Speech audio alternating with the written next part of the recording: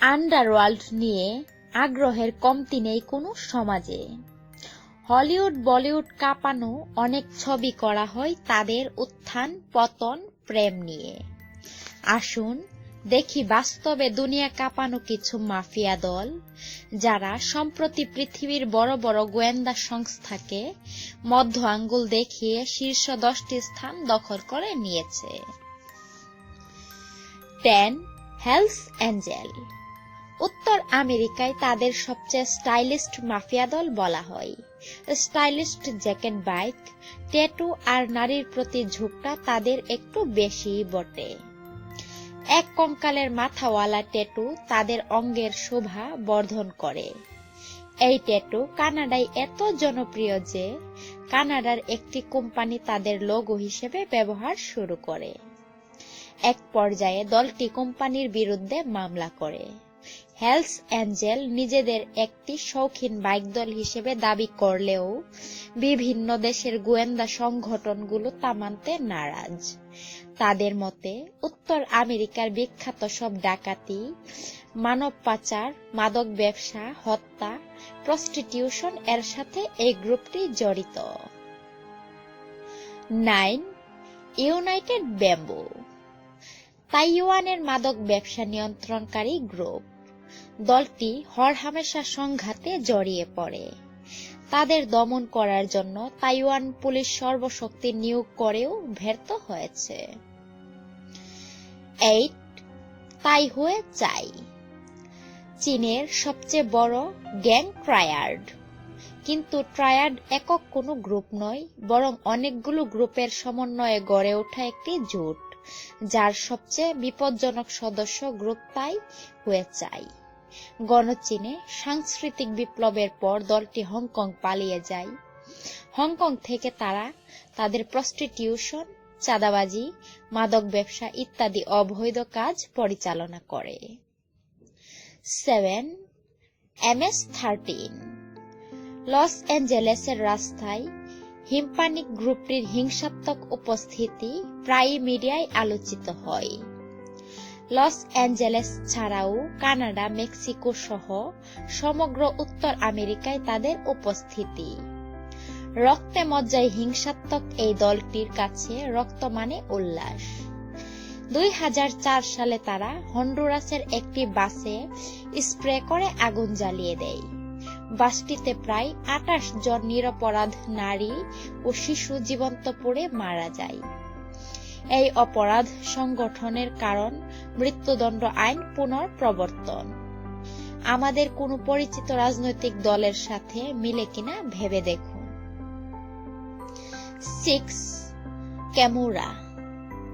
অন্যান্য মাফিয়া দলগুলোর মতো এ দলটির একক নেতৃত্ব নেই, তাই বলা হয় তারা পৃথিবীর সবচেয়ে আনপ্রেডিক্টেবল মাফিয়া গোষ্ঠী। ছদ্মবেশে থাকতেও তাদের জুড়ি নেই। আসলে তারা সকল অপরাধমূলক কাজগুলো করে বৈধ ব্যবসার আড়ালে।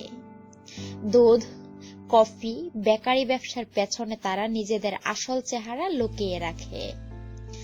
ইতালির বিভিন্ন স্থানে তাদের প্রায় 2500-এর মতো বেকারি আছে। রাজনীতিকদের তারা পয়সা দিয়ে হালি ধরে কিনে রাখে। তাদের পথে যারাই আসে প্রথমে তাদের সাথে অর্থ দিয়ে নেগোশিয়েট করা হয়, রাজি না হলে খুন। বাস্তবতা ফিল্মের চেয়েও ফিল্মি বইকি। 5. The company. ঘরের কাছে আসি এবার। আমাদের প্রতিবেশী রাষ্ট্র ভারত, যারা বুদ্ধিমান তারা হয়তো ইতিমধ্যে ধরে ফেলেছেন, হ্যাঁ, বলিউডের সবচেয়ে প্রিয় চরিত্র দাউদ ইব্রাহিমের কথা বলছি। যারা company once upon a time in Mumbai, black ফ্রাইডের মতো ছবিগুলো দেখে ফেলেছেন, তাদের নতুন করে বলার মতো কোনো তথ্য আমার কাছে থাকলেও তা দিব না। দাউদ এর ডি কোম্পানির কর্মকাণ্ডের পরিধি নির্ধারণ অসম্ভব। মাদক, অস্ত্র, মানব পাচার, কন্ট্রাক্ট কিলিং সহ এমন কোনো অপরাধ নাই যা সে করে নাই। লাদেনের সাথে তার সখ্য স্বয়ং আমেরিকাকে তার নামে ওয়ারেন্ট করতে বাধ্য হয়েছে।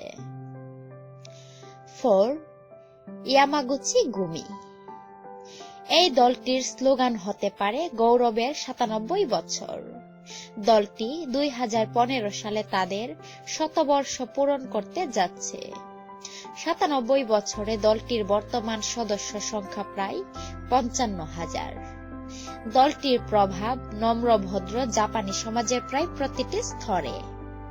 রং বেরঙের ট্যাটু করা দলের সদস্যদের প্রভাব এত বেশি যে তাদের ঘাটাতে সাহস হয় না স্বয়ং পুলিশ বাহিনীর। জুতা পালিশ থেকে চণ্ডীপাঠ যে কোনো কাজ করার পেছনে নিজের জান পর্যন্ত কোরবান করে দিতে পারে দলের সদস্যরা। খুন, চাঁদাবাজি, মাদক ব্যবসা, রিয়েল এস্টেট, শেয়ার কারসাজি, পর্ণ ব্যবসা, যেখানে ইয়েন সেখানেও ইয়ামাগুচির সফল পদচারণা। 3. সলনাটসাভস্কায়া ব্রাতা। মস্কো ভিত্তিক রাশিয়ার সবচেয়ে বনেদি গুন্ডা দল, যারা নেতা মিখাইল সাহেব নিজেকে ব্যবসায়ী দাবি করেন।